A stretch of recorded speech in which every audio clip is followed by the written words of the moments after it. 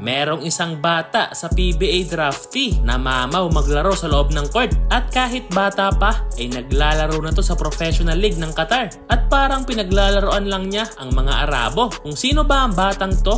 Halika't pag-usapan natin yan.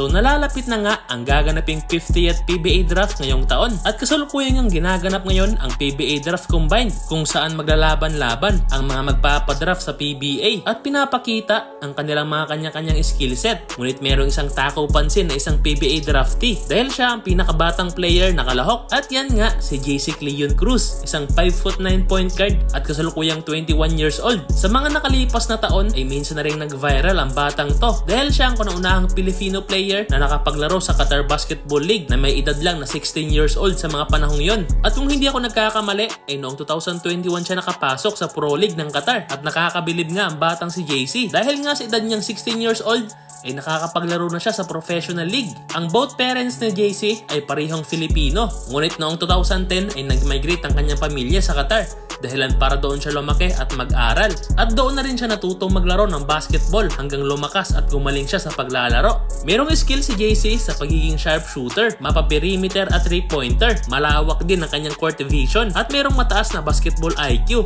Kaya as a point guard ay napapangunahan niya ng maayos ang kanyang team. Meron ding depensa ang player na to. Meron ding speed, athleticism at isang legit point guard. At ang isa pang maganda sa batang ito mga boss ay sa itong makabayan at kinikilala ang kanyang pinagmulan. Dahil hindi katulad ng ibang karamihang Filipino player ngayon ay mas ginugusto na lang maglaro sa ibang bansa kung mabigyan sila ng chance. Pero ang batang si JC kahit meron ng pagkakataon na maglaro overseas ay mas pinili niyang maglaro na lang sa ating pambansang liga na PBA. At kahit maliit ang sahod kumpara sa ligang pinagmulan niya, nakakabilib na ang player na to ay mas pinili maglaro sa Pilipinas. Talagang nakakabilib ang player na to mga boss. Well, ayon kay JC ay matagal na talaga niyang pangarap na makapaglaro sa PBA. Kaya sana ay mabigyan ng PBA ng pagkakataon ng batang to na ipamalas ang kanyang talento sa PBA. Kaya good luck sa'yo bossing. At ito naman ang kanyang mga highlights at kayo na ang bahalang humusga mga boss.